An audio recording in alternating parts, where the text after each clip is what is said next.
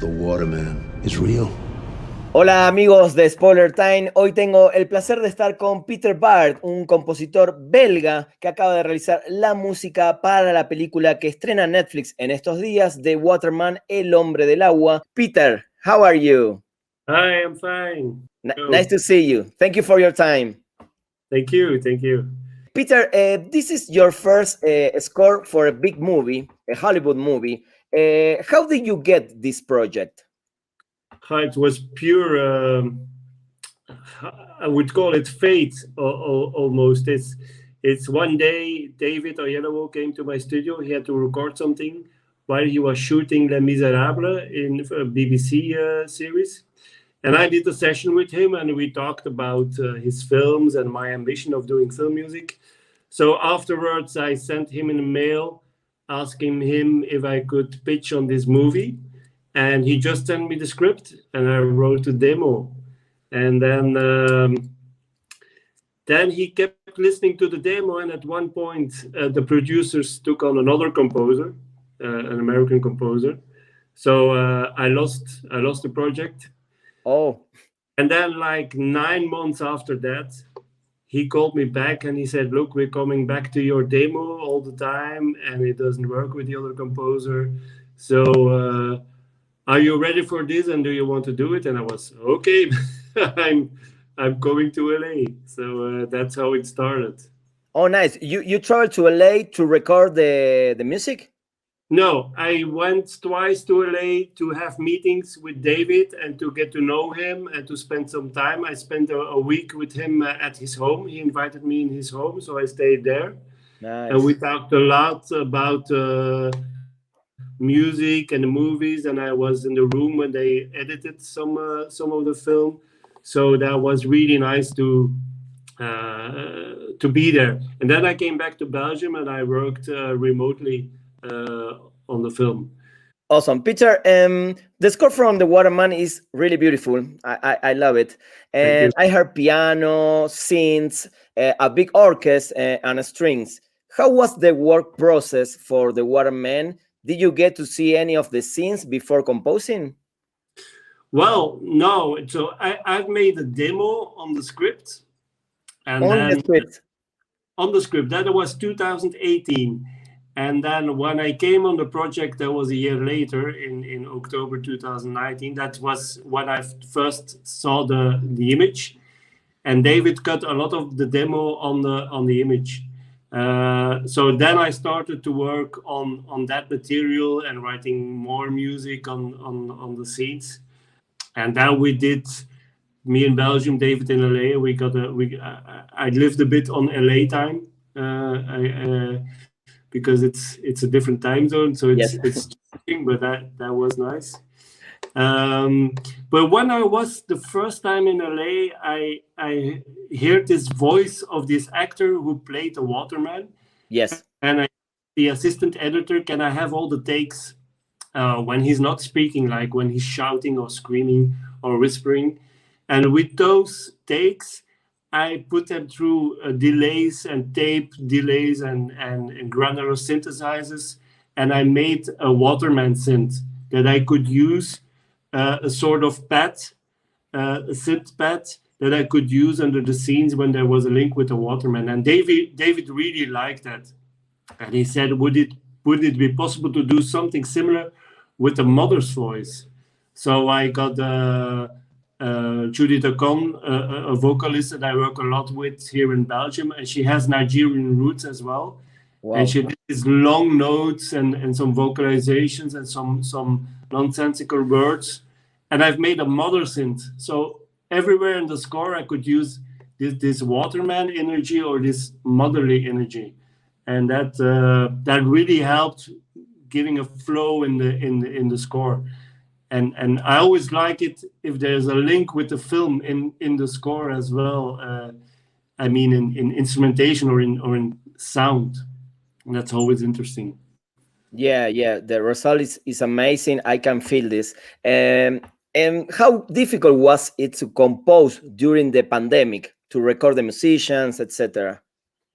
Well, we were actually planning to go to Budapest to record the orchestra in February 2020. But then they wanted to have some more testing or something, and it got delayed, and then the pandemic hit, so we couldn't go to Budapest. And Matt Dunkley, my orchestrator, he also said maybe not now. It's not a good moment to do it remotely with Budapest. So we found Galaxy Studios here in Belgium, and we also had 9 players, and we put them all in separate rooms. So I only had like 4 strings, 3 brass, and 2 woodwinds, and we recorded layer on layer on layer to have it a big sound. So that was a bit of an experiment, but you have to do it, of course. Yeah, there has to be a score, even when there's a pandemic.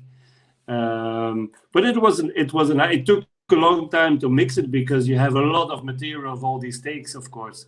But Galaxy really did a great job there.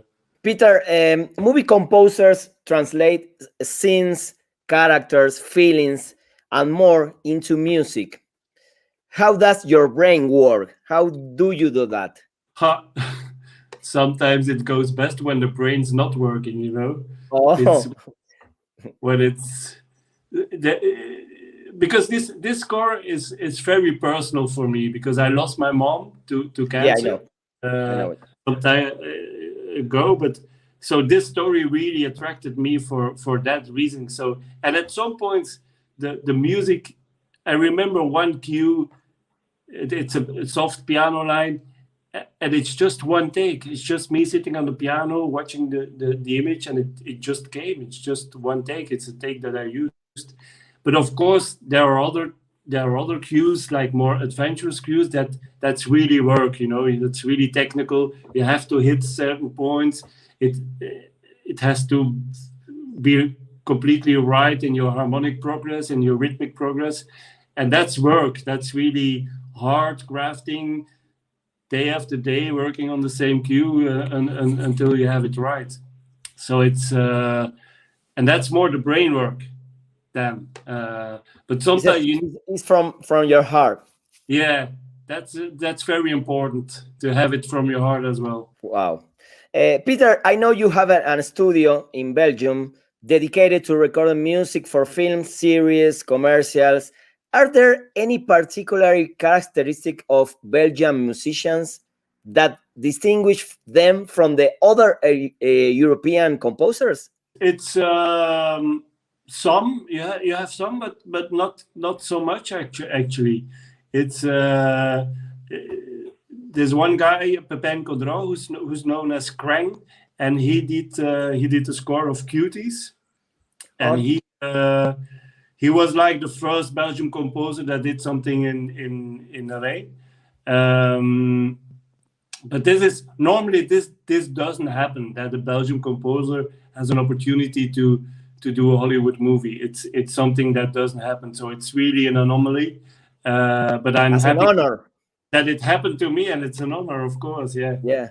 You can get the opportunity, but you have to step in and you have to do the work, and it has to be good work, and the confidence and the trust that David had in me was really amazing, and he really helped me through the whole movie. He really guided me gently, giving notes, and he was always positive. Even when I thought that the cue was completely wrong, he was like, "No, you're in the zone, just do this or that." And he was really very, I really acknowledge him for taking a leap, for choosing me as a composer, and he really helped me through the process. Wow, a beautiful experience for you. Yeah. You are currently scoring Lost Luggage, a Belgian primetime fictional series based on the 2016 Brussels bombings. No, it's okay. Yeah, indeed. What is the difference between working on the music of a movie that maybe is 2 hours long and a TV show that has around 6 or 8 or 10 episodes? Well, it's changing also, right? Because television series tend to be like the more longer format and a bit easier to score. But now if you watch some episodes of some series, it's almost like a movie that you see in one episode. But the series I'm now working on, it's really a very intimate view on these attacks. And but I've just started. I've just receiving the first image version, so it's really the start of a process. But of course, in a movie, you're always in like one universum of that movie, and in a series that can change, of course. Who are your favorite composers, music films composers? Well, it's the usual suspects, I would say, but John Williams, of course, you know, E.T. and the Close Encounters and Star Wars has been an enormous influence on me. Right. But also someone like Johnny Greenwood. The There Will Be Blood score was really in 2012 for me a sign to go back to classical music, because that was something I left. And after my mom died in 2008, I came back to that. And There Will Be Blood, the score, was really a big moment for me to guide me back to the classical world. This is an amazing score. It's incredible, yeah. Yeah. So Peter, I'm going to show you the covers of some albums, and I would like you to tell me the first thing that comes to your mind. Okay? The first one is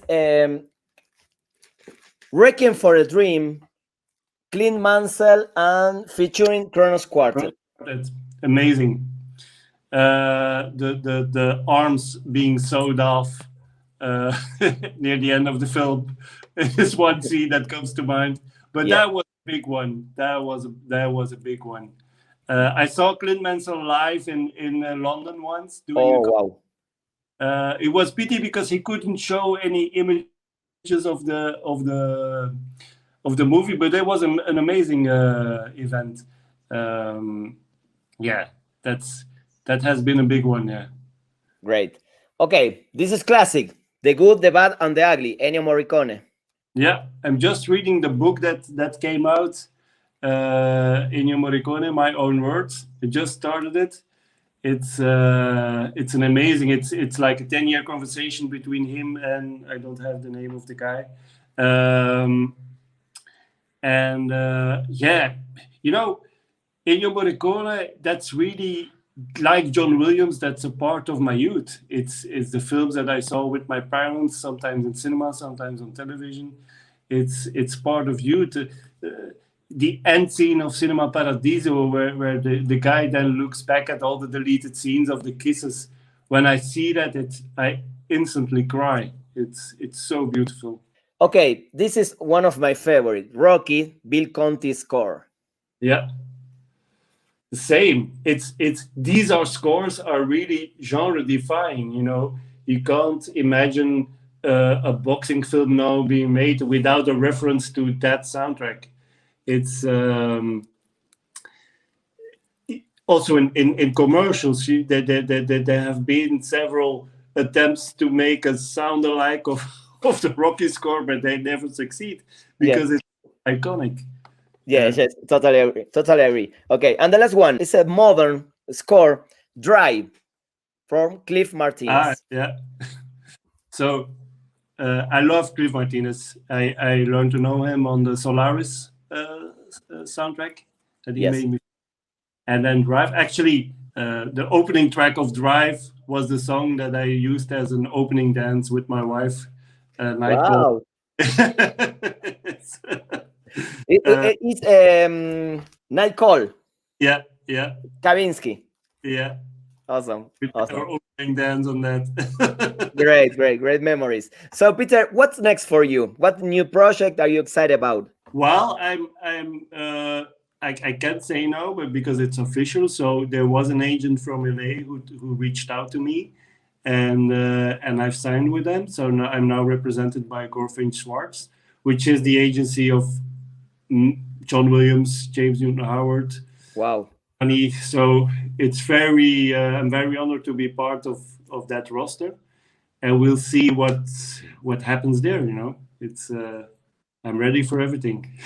Great, Peter. Thank you for your time. It's an honor to talk to you. And right now, I know your work. Thank you for this score, and I wish you the best. Thank you very much. Okay, bye bye. All the best in Mexico. Thank you.